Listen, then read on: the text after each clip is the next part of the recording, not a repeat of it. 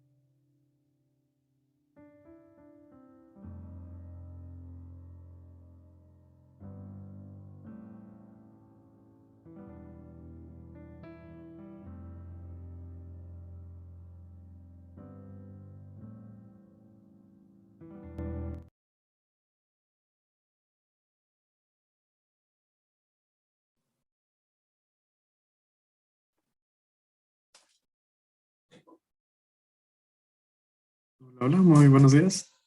Sean bienvenidos todos a nuestra segunda sesión de Mesa Redonda, Industrial and Research. En esta parte esto nos enfocaremos en la parte de alimentos, su comportamiento reológico y algunas características. Para este evento nos acompaña Viscolabs, una empresa de consultoría de materiales, diseñado para ofrecer una pronta propuesta a las necesidades de la industria. Eh, Dentro de la empresa nos acompaña la doctora Flor y el doctor Juan Ángel.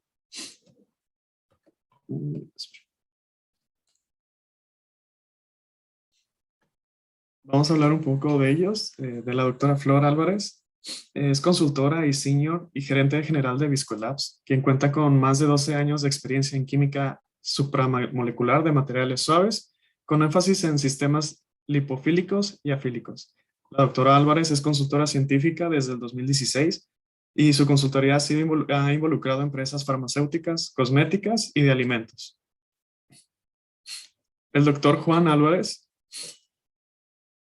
es consultor y senior también gerente de Viscolabs en operaciones. Cuenta con 20 años de experiencia, con más de 20 años de experiencia en fisicoquímica de materiales suaves. Se especializa en la caracterización de compuestos con sus propiedades termodinámicas y microestructurales de sistemas simples y complejos de aceites, grasas, con aplicaciones en alimentos, cosméticos, farmacéuticos y especialmente en oleógenos. Sean bienvenidos, doctor Juan, doctora Flor.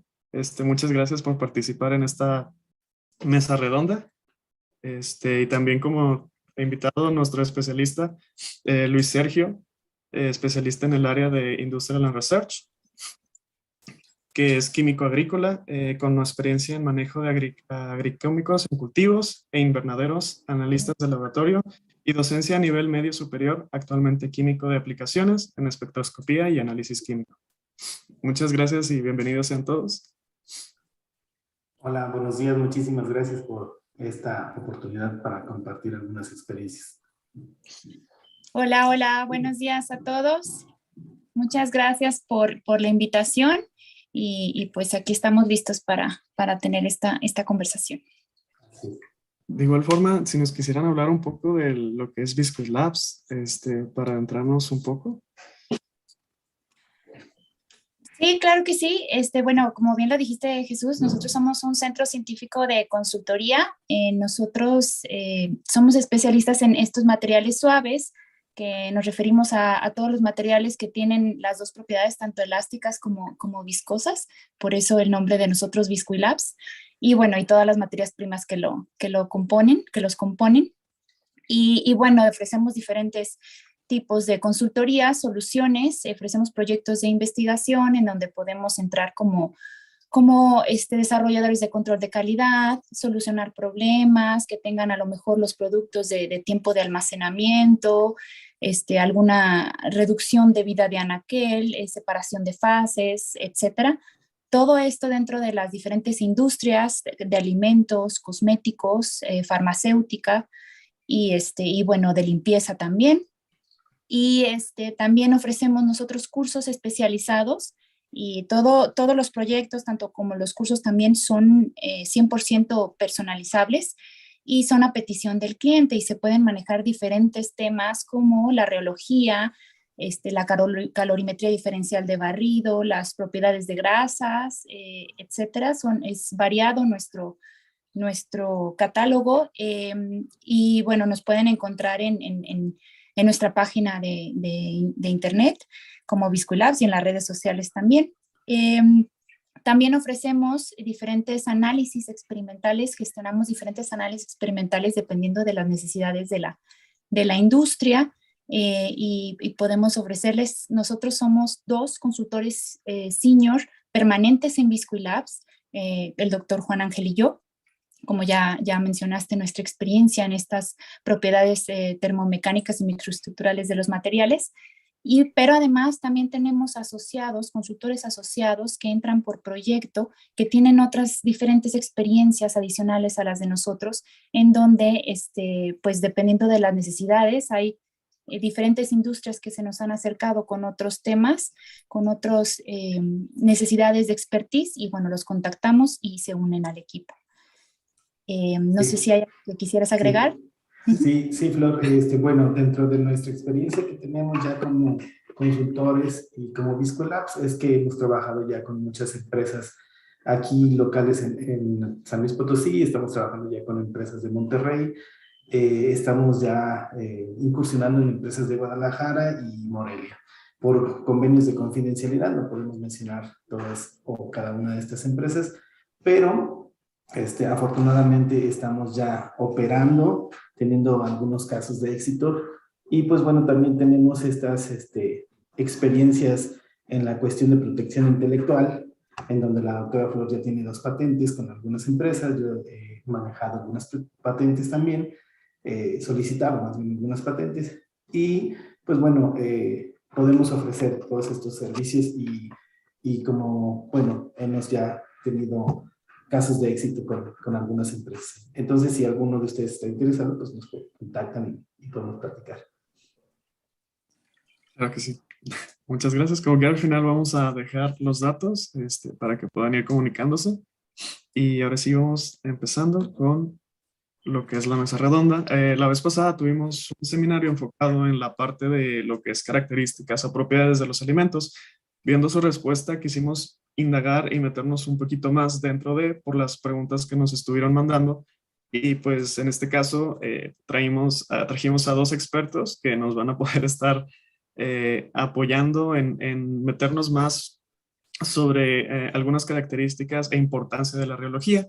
Y para empezar con lo que es esta mesa redonda, quisiera centrarnos en la primera pregunta, es características reológicas de los alimentos. ¿Qué importancia son necesarias o por qué es tan importante tener las características reológicas generales dentro de la industria alimentaria? Si podrías empezar, Flor. Claro, claro, Jesús. Mira, bueno, para empezar, creo que debemos situarnos un poquito en cuáles son las características reológicas, digo, en general. Las características reológicas, pues son propiedades mecánicas, que es la respuesta de los materiales a una fuerza externa, ¿no? Y esta fuerza externa, pues se puede aplicar de diferentes maneras. Hablando, por ejemplo, de los alimentos, se puede aplicar, por ejemplo, en el producto terminado, por ejemplo, en la masticación. Cuando masticas, pues es una fuerza externa, entonces, ¿cómo va a reaccionar o cuál es la respuesta del alimento ante este estímulo? Y también, por ejemplo, en la transportación durante la manufactura, la transportación de los alimentos, cómo va a reaccionar el alimento ante este esfuerzo de cizalla al pasar por la tubería, qué tan fácil es transportarlo. También puede ser otro tipo por ejemplo, alguna untabilidad, cómo va a reaccionar el alimento, cómo va a poder responder ante este esfuerzo. Entonces, si tomas en cuenta todos estos, digo, esto es por mencionar algunas, entonces si tomas en cuenta todo eso, pues es importante pues para múltiples etapas y para múltiples alimentos y procesos. Exactamente, y tomando en cuenta además que los alimentos son multicomponentes y que durante la manufactura pues va cambiando su estructura y su respuesta mecánica. Por lo tanto, pues es importante conocer todas sus respuestas reológicas, todas sus propiedades reológicas durante diferentes etapas. Así es. Yo quiero seguir con esta charla. Y como dice Flor, y muy importante todas estas características reológicas, y son tan importantes como, por ejemplo, para el diseño y de procesos y de equipos, ¿no? Porque las características reológicas van a impactar lo que son en cintas transportadoras, en tuberías, como dijo Flor, en almacenamiento, en determinar qué bombas usar, los extrusores, que son súper importantes en algunos procesos, en alimentos, en muchos tipos de alimentos, homogenizadores, mezcladores. Las propiedades reológicas son muy importantes. Y no solamente para el diseño de procesos o de equipos, sino también la evaluación sensorial, como dijo Flor, es súper importante, principalmente para encontrar parámetros de calidad que el consumidor acepte ese alimento. Es conocer la estructura del alimento, tanto más bien las macromoléculas, cómo se están organizando de tal manera que le den esta estructura o por supuesto, esa apariencia para que el consumidor lo pueda aceptar, ¿no? Como dijo Flor, control de calidad y vida en aquel son muy importantes estas propiedades biológicas para obtener estos datos que son importantísimos en la industria. Dentro de esas propiedades, cambia mucho el tipo de análisis, ya sea en sus etapas, ya sea el procesamiento, el control de calidad o durante el desarrollo de nuevos productos alimenticios.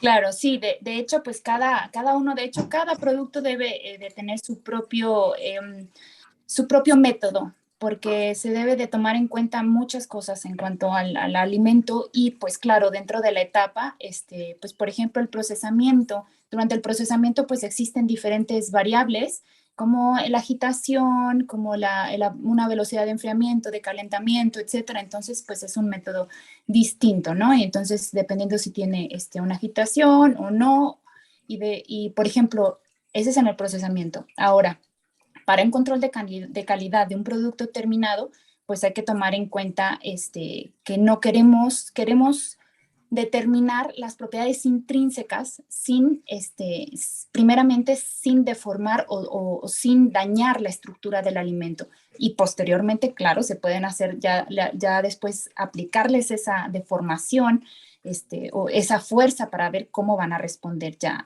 ante los diferentes estímulos. Pero sí, sí varía dependiendo de la etapa. Y para investigación y desarrollo puede ser desde investigación en la parte académica, como de ciencia básica, que es muy importante. Entonces ahí pues se pueden modificar de distintas maneras, y también pues para investigación y desarrollo en los departamentos de la industria para desarrollar nuevos productos. Entonces pues sí tiene que ir cambiando y depende de el objetivo, el que se esté buscando. O sea, ¿qué es lo que es muy importante establecer primero el objetivo? ¿Qué es lo que se quiere hacer? Se quiere buscar un método de control de calidad, se quiere buscar cómo está cambiando la muestra durante el procesamiento, se quiere buscar los componentes que están contribuyendo de mayor manera para formar esta estructura del alimento, creo que es lo más importante al inicio de qué voy a hacer con la reología, qué es lo que quiero obtener, para qué voy a medir estas propiedades mecánicas. Sí, creo que me ganó mi respuesta, Flor. Exactamente es lo que iba a aportar. Para la medición de propiedades geológicas, lo primero que se tiene que preguntar es ¿para qué? ¿No? O sea, ¿qué quiero saber yo de mi material ante un estímulo externo? Por ejemplo, en procesamiento, saber cuál es el estímulo que puede estar ayudando al alimento a transportarse, a enlazarse, a incluso al tener las características que tiene. Entonces hay que saber qué tipo de mediciones hacer para ya un control de calidad del producto final, o incluso para la vida de anaquel, cuáles son los estímulos externos que sufre el alimento. Entonces hay que saber qué tipo de medición hacer.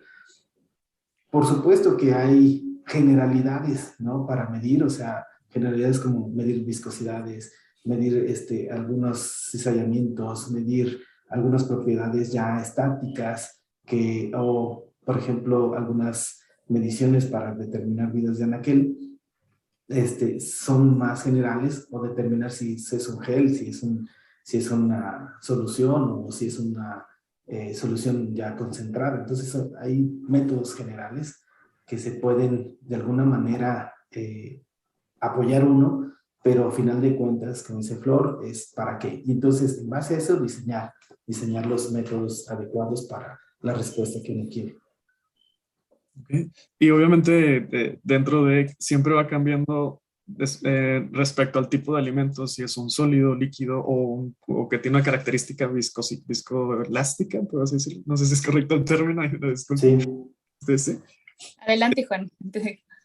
Sí, la verdad es que sí, depende de qué tipo. Aquí hay que empezar a conocer y tenemos que entender que los alimentos están dentro de una clasificación muy general, ¿no? O sea, por un lado están los líquidos puros, por ejemplo, el agua, que al momento de deformarlo, pues se deforman y no regresan a su estado original. mientras que hay sólidos que son sólidos muy elásticos que aunque le pongas una deformación, va a regresar a su estado original. Sin embargo, los alimentos están dentro de esta gran clasificación, dentro de esos dos extremos, y dentro de eso pues tenemos líquidos viscosos o sólidos viscoelásticos, ¿no? Entonces, todo este mundo de alimentos, háblese de mayonesas, mostazas, cápsulas, quesos, lácteos, yogures, mantequillas, margarinas, chocolates, una gran cantidad de alimentos están dentro de esta clasificación y cada uno de ellos tiene sus características propias. Lo más importante ahí conocer es de qué están constituidos y cómo estos constituyentes forman una estructura. Y aquí Flor es experta en eso de la estructura. Sí, sí, bueno, los dos tenemos también esa experiencia y bueno, quiero agregar que sí, toda la razón, quiero apoyar lo que dice Juan y pues sí, en realidad los alimentos caben dentro de esta gama entre el líquido newtoniano ideal y entre el sólido hookeano ideal, que en realidad, bueno, el newtoniano cuando le aplicas una fuerza, va a disipar toda esa energía. Y en el sólido hookeano lo que va a hacer es que va a absorber completamente esta energía y al momento de soltar la va a disipar de manera muy eficiente. ¿Qué pasa con los alimentos? Pues generalmente se encuentran dentro de estos dos extremos. Entonces, ¿y por qué se encuentran dentro de esos dos extremos? Por sus componentes, porque generalmente son multifacéticos, es decir, tienen una parte líquida, una parte sólida, una parte gaseosa, como es el caso de las espumas. Entonces, pues tenemos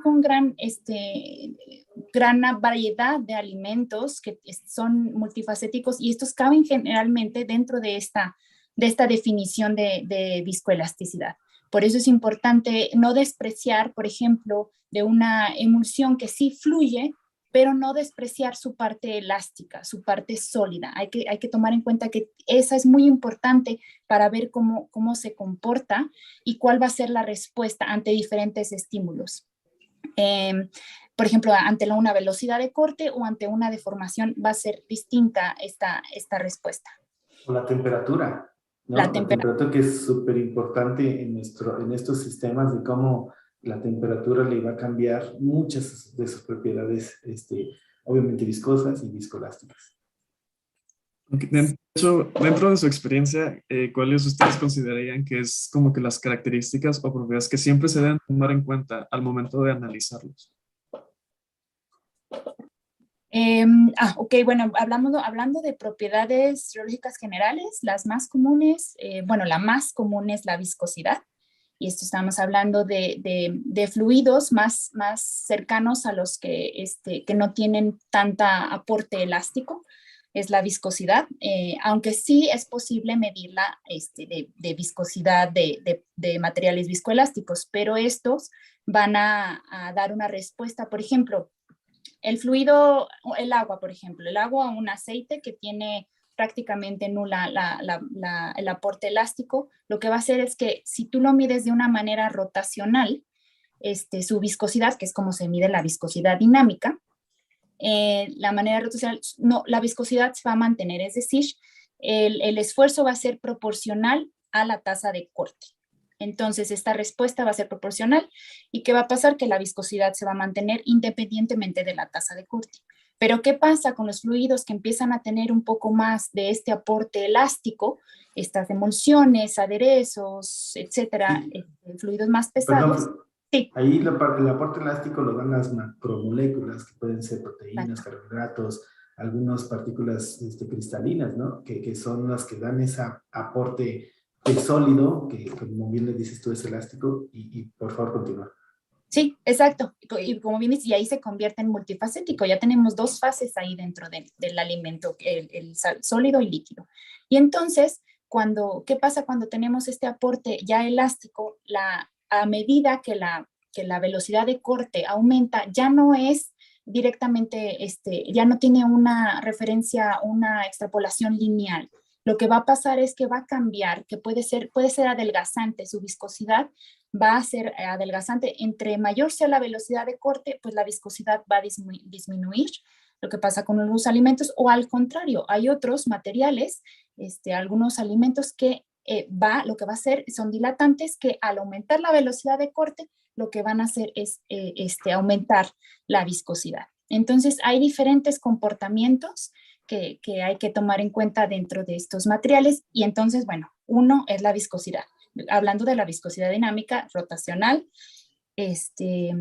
y bueno, eso es hablando de las propiedades que se pueden medir dentro de estos parámetros rotacionales, que también pueden hacer otros métodos que después podríamos discutirlos, con cómo se puede medir la viscosidad a diferentes puntos.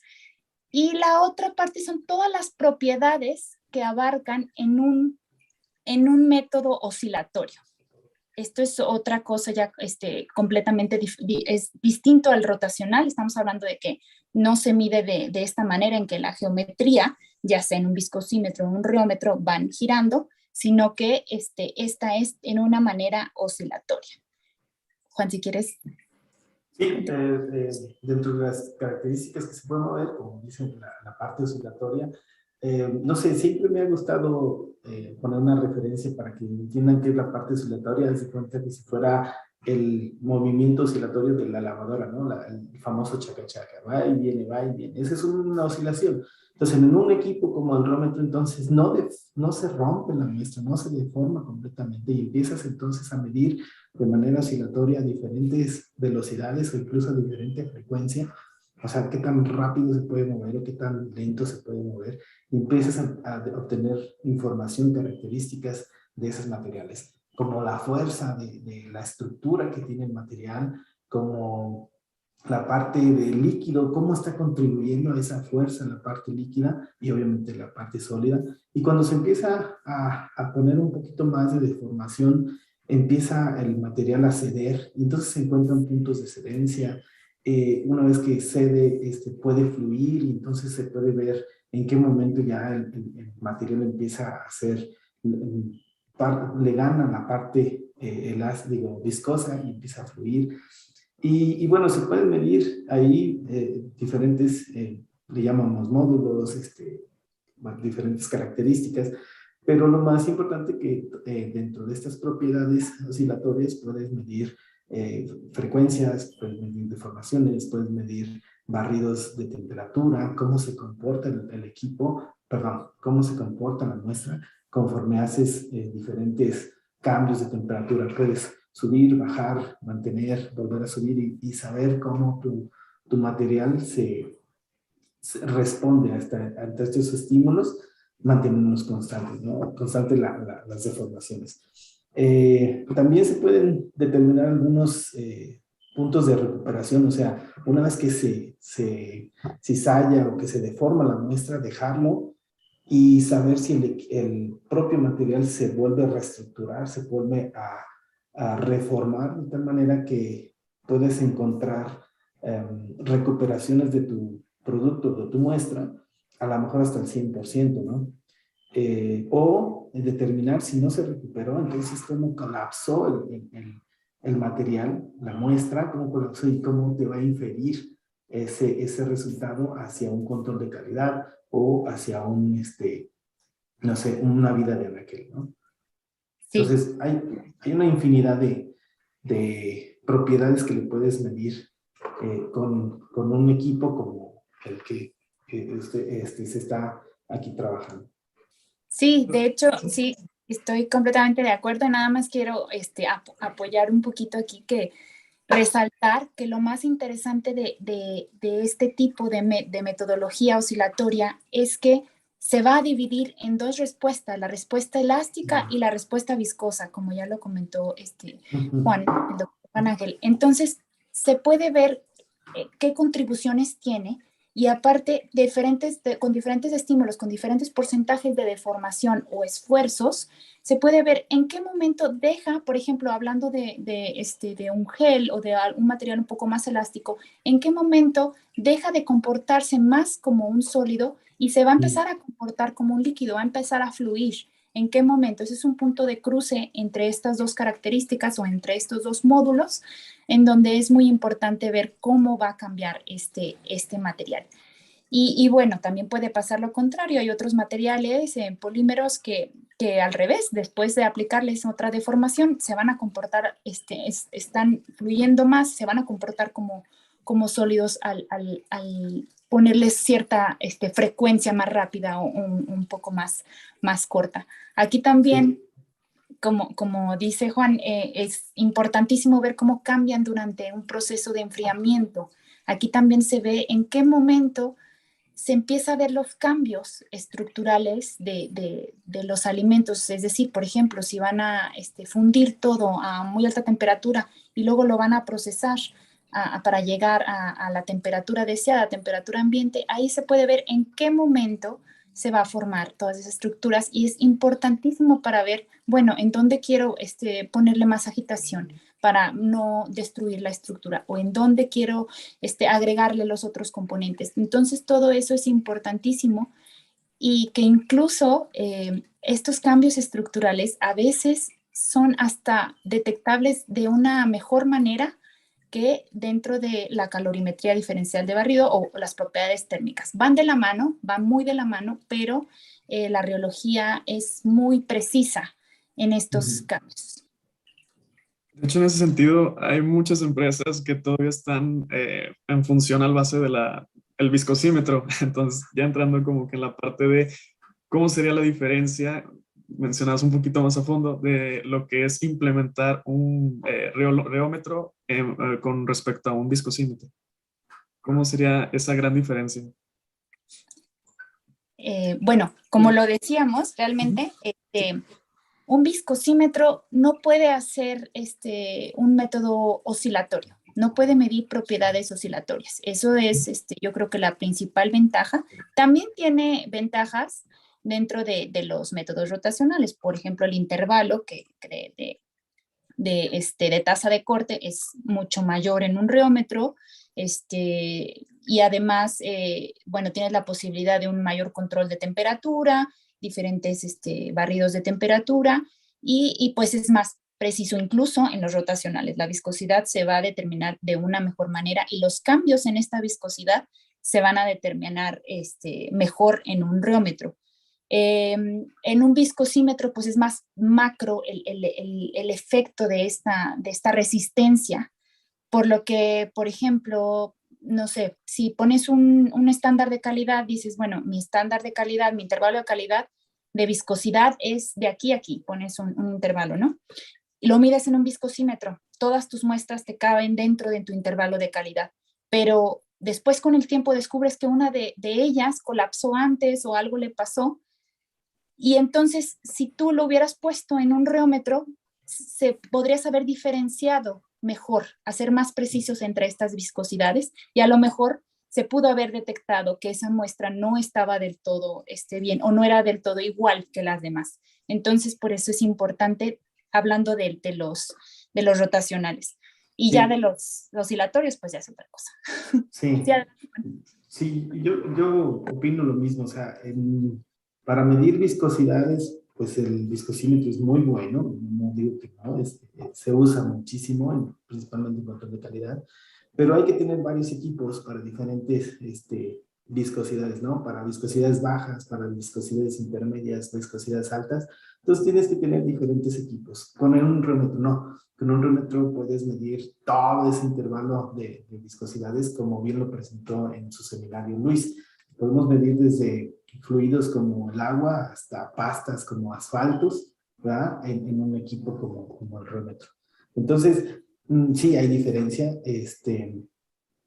Con un solo equipo como el reómetro puedes cubrir todas esas necesidades de viscosidad y obviamente tener muchísimas otras características, muchísimas más características, con un oscilatorio, ¿no? Con mediciones oscilatorias y de recuperación y barridos de temperatura, barridos de frecuencias, barridos de formaciones, de barridos de estrés. Entonces, pues sí hay una gran diferencia.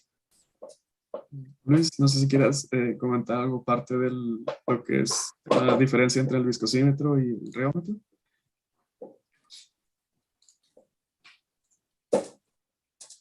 ¿Sí nos escuchas?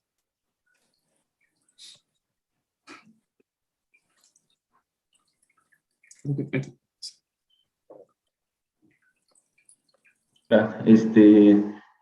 Bueno, como comentaban ahorita, Flor y Juan Ángel, el rango de medición de un viscosímetro en comparación con el de un reómetro, pues el del viscosímetro se queda muy corto, ¿no? No nos alcanza para evaluar varios procesos. Comentaba Flor hace rato, ¿no? En el caso de la producción de algún alimento, digamos, hay veces en los que se va a necesitar hacerlo pasar a través de ciertas tuberías, ¿no? Entonces, pues hay que estar viendo cómo se va a comportar mientras está bombeando a través de esas tuberías. Hay que hacer pruebas, por ejemplo, para ver cómo es su comportamiento en el almacenaje, ver si no se sedimenta, no sé, imaginémonos un yogur, ¿no? Que tiene por ahí los trocitos de fruta suspendidos. Eh, Podemos hacer pruebas oscilatorias para ver cómo es que se comportan esos trocitos de fruta, ¿no? Nosotros buscaríamos que pues, no se sedimenten. ¿Cómo podemos encontrar, cómo podemos saber ese comportamiento? Mediante pruebas oscilatorias, que un viscosímetro pues no nos va a permitir hacer.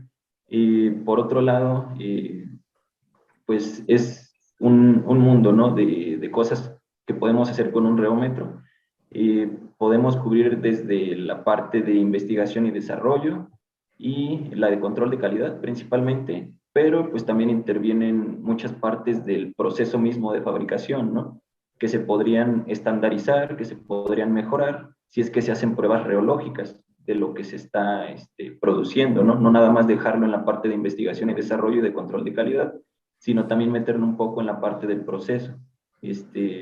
Y bueno, el reómetro nos ayudaría a hacer una gran cantidad de pruebas para poder lograr eso.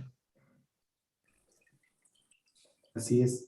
Sí, yo creo que tienes mucha razón, Luis, en la cual en la parte de tanto de investigación como desarrollo, como control de calidad, una de las cosas, a mi parecer, más importantes no es tener un reómetro, sino más bien entender tu muestra, ¿no? Entender, comprender cómo es que tu muestra responde. Y para eso, pues tenemos que ayudarnos de un equipo, de alguien que nos ayude, que obviamente que nos ayude a entender cómo es que tu muestra responde o está constituida o todas estas características que entiendas y entonces puedes empezar a resolver problemas, a ser más creativo, a reducir a lo mejor componentes para reducir gastos, a extender su vida en aquel. Entonces, entender tu muestra es muy importante y para eso nos tiene que ayudar alguien y eso pues, es un reómetro, ¿no?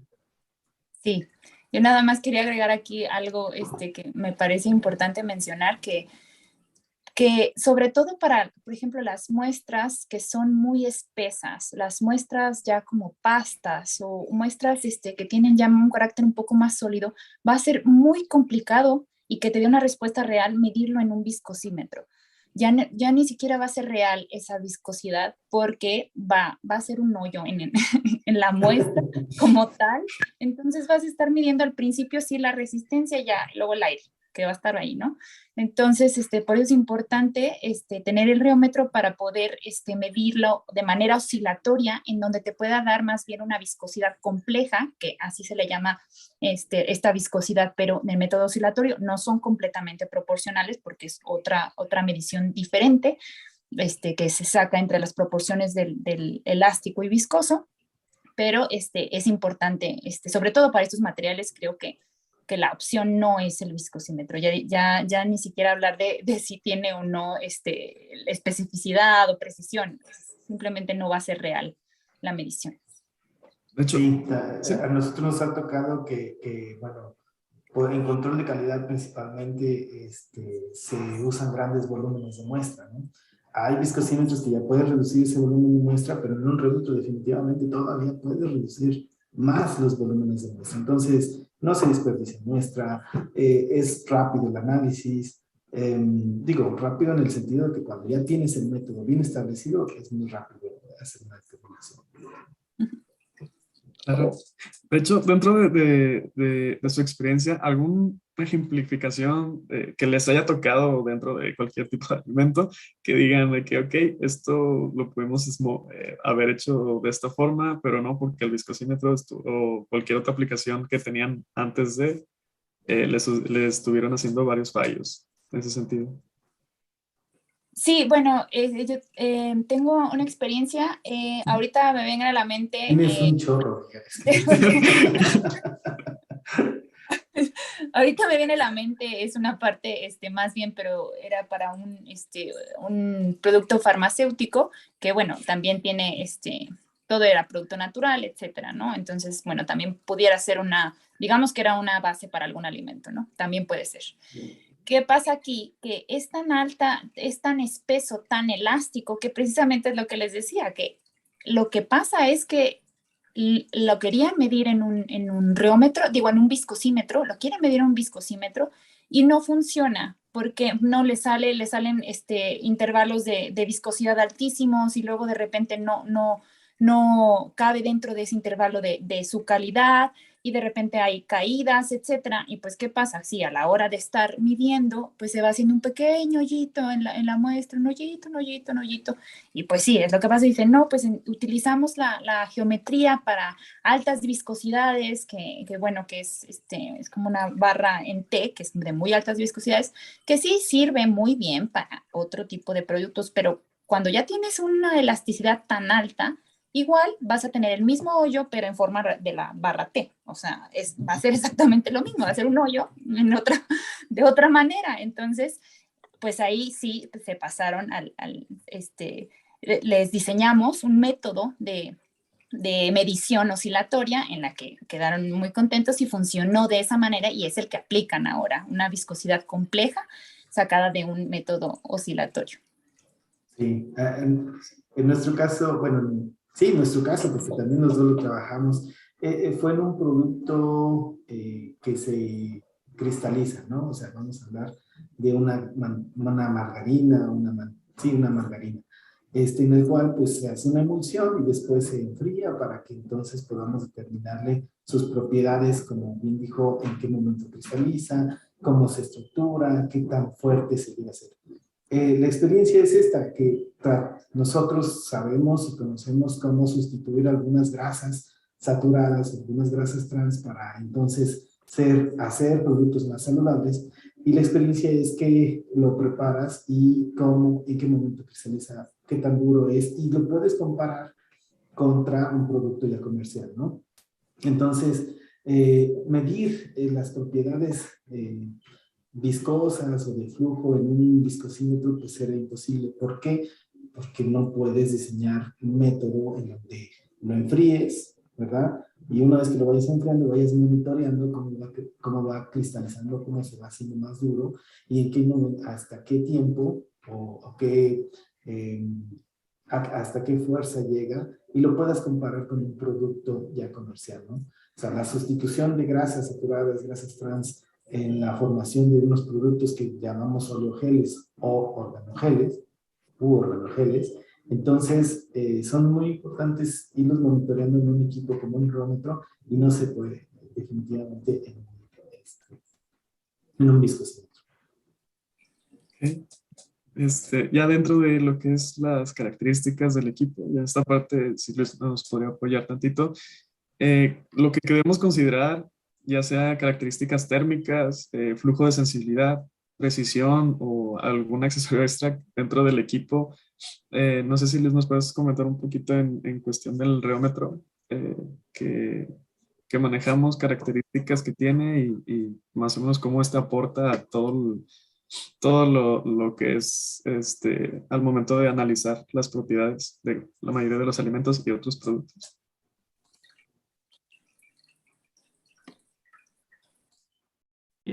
Bueno, antes que nada, como comentaba hace rato Juan Ángel, debemos conocer bien nuestra muestra, ¿no? Porque a partir de eso, nosotros vamos a saber qué pruebas son las que vamos a necesitar. A pesar de que el reómetro pues, nos permite hacer una gran cantidad de pruebas, pues no van a ser las mismas para todos los alimentos, ¿no? No van a ser las mismas pruebas para una mantequilla que a lo mejor para una crema de o para un chocolate. De acuerdo. Entonces, eso es muy importante. Hay que conocer bien nuestra muestra y a partir de ahí, pues, definir hacia dónde vamos, ¿no? Eso nos ayudará a ir estandarizando el proceso de producción y demás. En este caso, nosotros contamos con ahorita reómetros de la serie Kinexus de Nech. Son reómetros muy versátiles, fáciles de operar. Cuentan con como características principales los rangos de trabajo de torque, por ejemplo, pues van desde los 0.5 nanonewtons hasta los 250 milinewtons, por ejemplo. Es un rango amplio.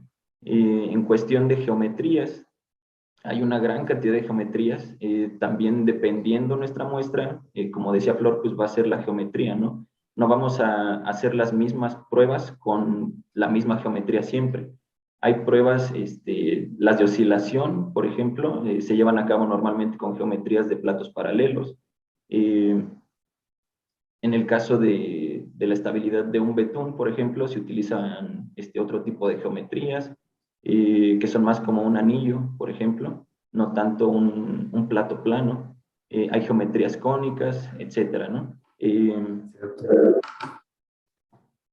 Vamos a tener también otro tipo de accesorios, como por ejemplo placas que tienen un control de temperatura, que nos permiten hacer rampas de calentamiento. En este caso, pues nos van a servir para ver cómo se va comportando nuestra muestra a diferentes temperaturas, ¿no? Eso es algo muy importante dependiendo el alimento que se esté tratando.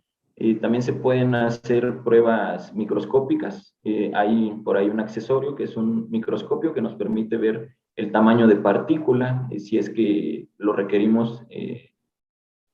En fin, hay muchas maneras en las que podríamos utilizar el reómetro. Este reómetro también no solo nos va a permitir hacer pruebas horizontales, digamos, como estábamos comentando, hay pruebas oscilatorias, pruebas rotacionales, que digamos serían las horizontales, ¿no? También nos va a permitir hacer pruebas verticales, en las que vamos a poder evaluar, por ejemplo, la pegajosidad de algún gel, o de algún otro alimento.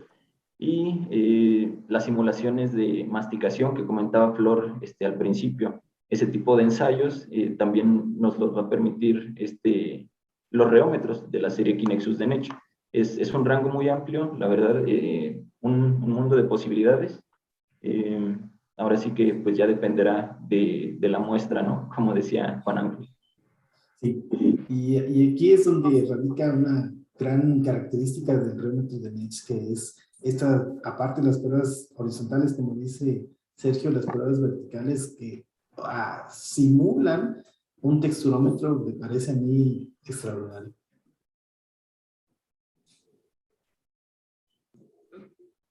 Estás muteada, Flor. Sí, perdón.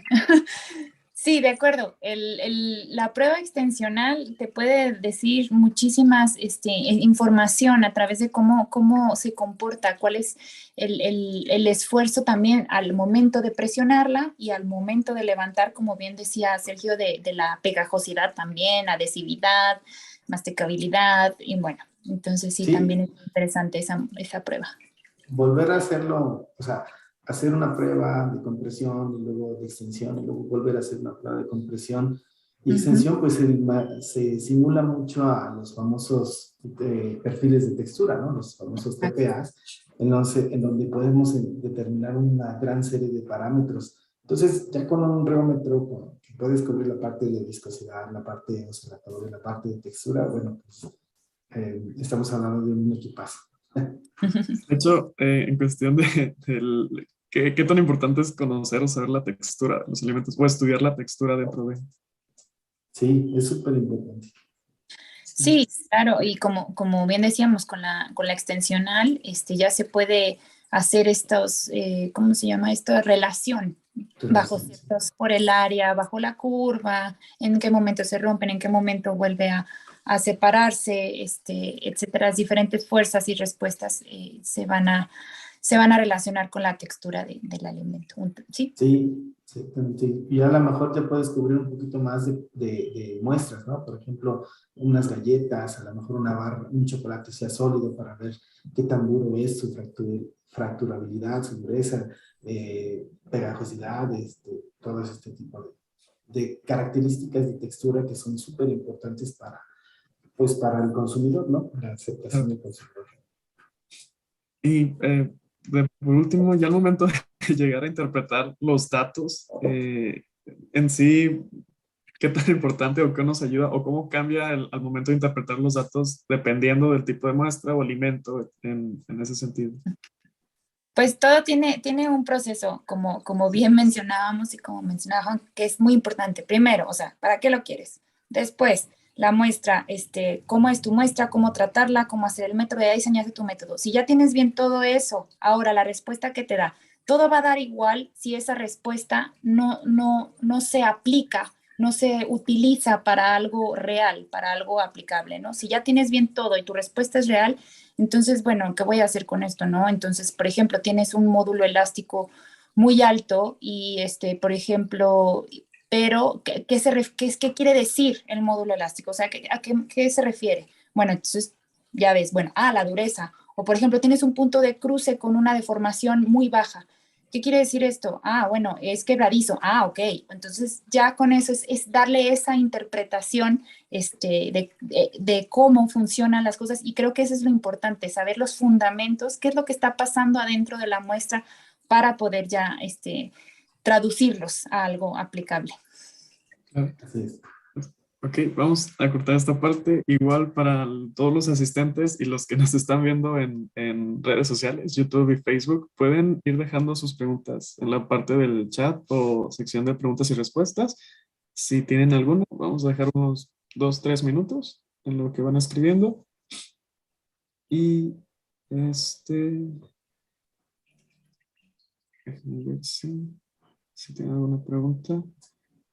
Pues si tienen alguna duda, pregunta, pues que encaminen con ustedes, muchachos, contigo, Jesús. O por ahí también, por ahí en la primera diapositiva pusieron nuestros correos. Nosotros podemos también asesorarlos en este sentido de las dudas que pueden surgir a partir de la relación.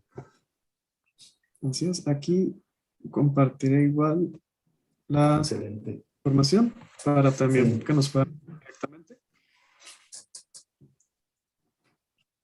Sí, muchas gracias. Ahí nos pueden encontrar en nuestra página de internet y en las diferentes redes sociales, Facebook, LinkedIn, YouTube, como Biscuit Labs. Y bueno, ahí están nuestros correos.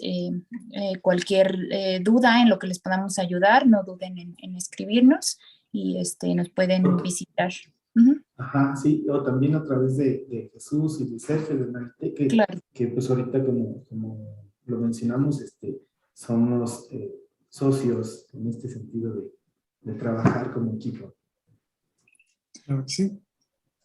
Igual por lo pronto no se ve ninguna en redes y también de acá. Ok, como quiera aquí, ya me mencionaron, están los datos. Las grabaciones van a quedar tanto en Facebook, la página de Facebook y YouTube para que los que quieran volver a verlo. Se va a entregar una constancia a los asistentes al final. Durante toda esta semana vamos a estar enviando por correo en formato PDF la constancia de asistencia. Y igual, cualquier duda, comentario, son bienvenidos de escribirnos. Muchas gracias por acompañarnos.